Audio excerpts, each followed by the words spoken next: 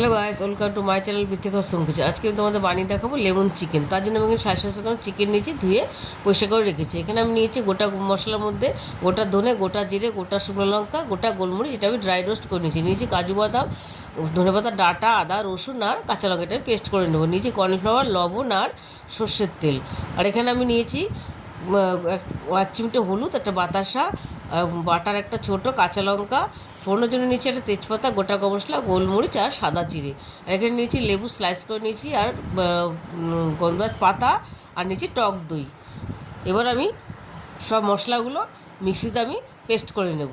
খুব ভালো, খুব পেস্ট করব না, একটু দানা দানা রেখে আমি পেস্ট করব। এটা মশলা এটার মধ্যে সামান্য জল দিয়ে আমি একটু দানা দানা করে পেস্ট করব।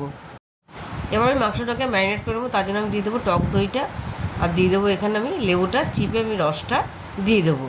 এবার আমি দিয়ে দেবো মশলাটা একদম পেস্ট করবো না, পেস্ট করলে খেতে ভালো লাগে না, একটু দানা দানা থাকলে খেতে বেশ মাংসটা ভালো হয়। এবার আমি দিয়ে দিলাম লবণ, এবার আমি দিয়ে দিলাম হলুদ, আর আমি এবার দিয়ে দেবো সর্ষের তেল দিয়ে আমি মেখে 8 ঘন্টার জন্য ম্যারিনেট করে রেখে দেবো।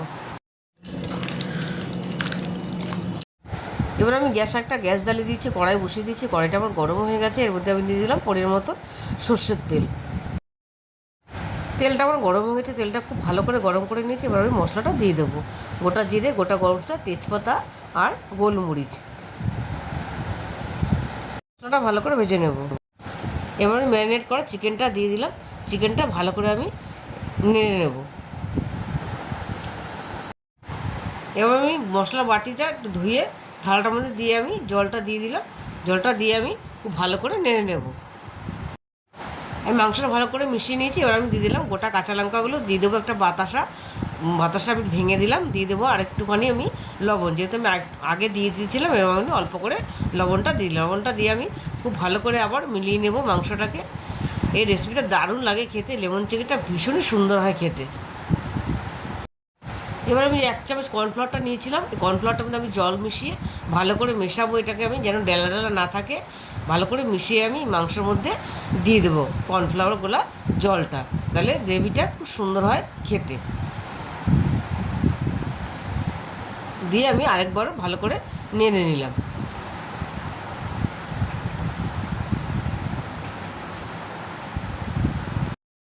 দেখো চিকেনটা ঢাকনাটা খুলে তোমাদের দেখাবো।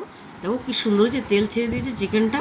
এবার আমি এর মধ্যে একটা বাটার দিয়ে দেবো, ছোট্ট বাটারটা আমি পুরোটাই দিয়ে দিলাম। বাটারটা দিলে খেতে ভীষণই ভালো হয়, তোমরা যদি না থাকে নাও দিতে পারো, তাও এই চিকেনটা ভীষণই ভালো হয়।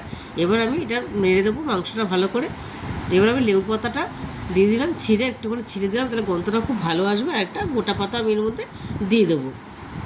এবার আমি এটা হালকা হাতে নাড়বো, একটু উল্টে পাল্টে নেড়ে দিলাম। নেড়ে এবার আমি লেবু স্লাইস কয়েকটা দিয়ে দেবো।